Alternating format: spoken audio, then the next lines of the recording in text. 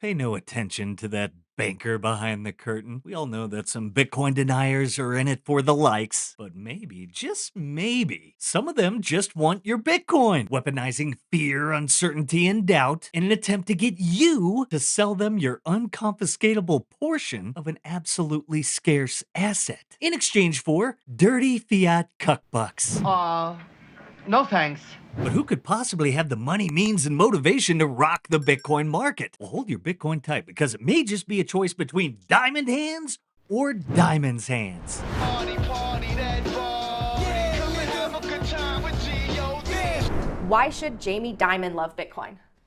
Because Bitcoin is the future and JP Morgan is the greatest bank in the United States. And if it wants to remain the greatest bank in the United States or in the world, then it needs to support, the future of assets. Old Jamie, the good old FUD and stack technique. It's a tale as old as time, but let's go back, shall we? Let's go to an article from 2017 when Jamie Dimon called Bitcoin a fraud and then JP Morgan bought the dip. And at that time, JP Morgan was not alone. Morgan Stanley, Goldman Sachs, and Barclays also bought into Bitcoin. In this article, it also discloses the fact that JP Morgan applied for a Bitcoin alternative patent over 175 times in 2013. This is very important, guys. Always look at what they do, not what they say. Now let's go to 2020. Jeff Roberts says, ironically, Brian Armstrong and Jamie Dimon of JP Morgan, who was the biggest enemy of Bitcoin and has pissed on it for years, well, it turns out they were having secret meetings in 2018 at JP Morgan's headquarters. And in the article, we can find that JP Morgan took on Coinbase and Gemini as clients despite all of Jamie Dimon's negative public comments. Let's not forget how bullish JP Morgan has been. And in recent times, we got this clip from January 2021. Bitcoin was 33K, and JP Morgan was predicting it could reach parity with the private sector gold market cap. At that time, it was 2.7 trillion, which would have meant Bitcoin going to 146,000, which right now, that is very close. Now think about that, right? Do you believe in coincidence? Well, let's see what you think about this, because coincidentally, in September of 2021, BlackRock cut their gold holdings to near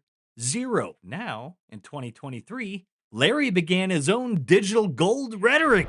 I believe, I believe it goes up if the world is more frightened, if people have fearful of geopolitical risk, they're fearful of their own risk. It's no different than what gold represented over thousands of years. It is a asset class that protects you. Right. And unlike gold, where we manufacture new gold, we're almost at the ceiling of the amount of Bitcoin that we created. And not to mention, back in August 2021, there was an article about JP Morgan secretly offering a Bitcoin fund to its private clients. And this was through NYDIG and Stone Ridge Asset Management. The article points out the hypocrisy in Dimon's comments about Bitcoin and also has an interesting blurb about the anticipation of the approval of the ETFs. Now, this private fund would also act as a port to a Bitcoin exchange-traded fund if the US SEC ever approves a crypto ETF, a source said at the time. Now, with the coming of the ETFs, we should remember that JP Morgan Chase, well, they really do like Bitcoin. And JP Morgan was named as an authorized participant on BlackRock's ETF application. Can you see all the pieces falling into place now? What's the gist of all this? Well, guys, it turns out that Jamie Dimon and JP Morgan, the largest US bank, has been buying Bitcoin ETFs even while Jamie Dimon has been publicly hating on it. In December, Dimon said in front of Congress he would shut Bitcoin down if he were the government. They FUD Bitcoin in public and they buy it in private. So every time Jamie Dimon talks shit about Bitcoin,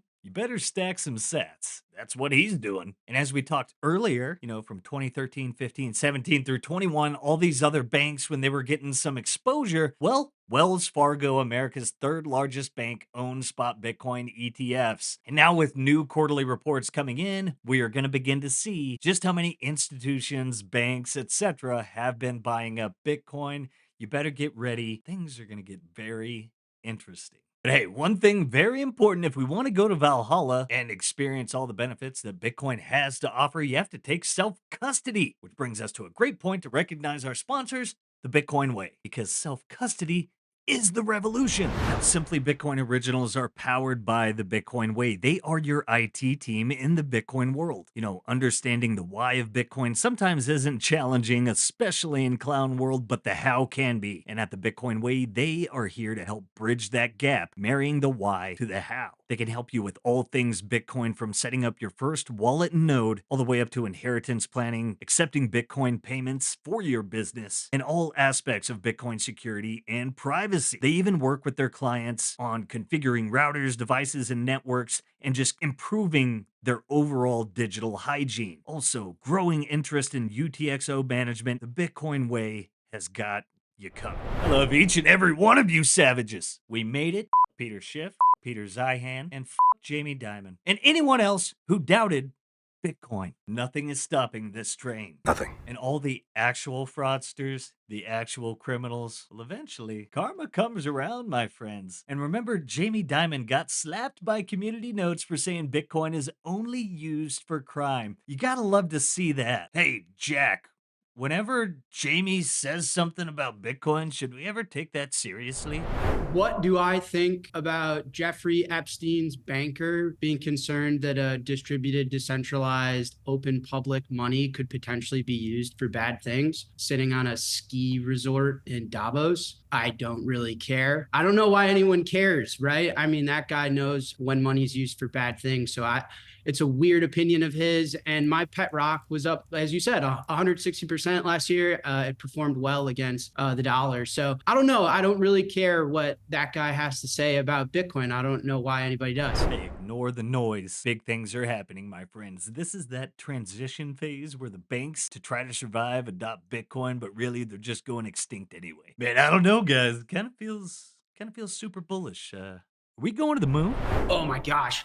This thing's going to hundreds of thousands of dollars per coin, Charles. I mean, the US government is in so much debt. The way I think about Bitcoin's price equals technology plus fiat liquidity. So it's going to go up because it's innovative tech and it's better money. But what really shoots it up at a neck-breaking pace is when our government is tens of trillions of dollars in debt and has to roll that debt over. So they got a lot of money to print and financial assets are going to soar. And Bitcoin goes up the most because it's the hardest to make more of. It's over, man. This thing's going to the moon. That's right. And there's some interesting developments going on in Japan and the Forex markets. The money printer is back. You know what that means for Bitcoin. Hey, like, subscribe, share that Sound Money Gospel, set those notifications. Get a lot more heat coming your way. I'll catch you all tomorrow. Peace. If you prefer to go down with the ship, fuck you.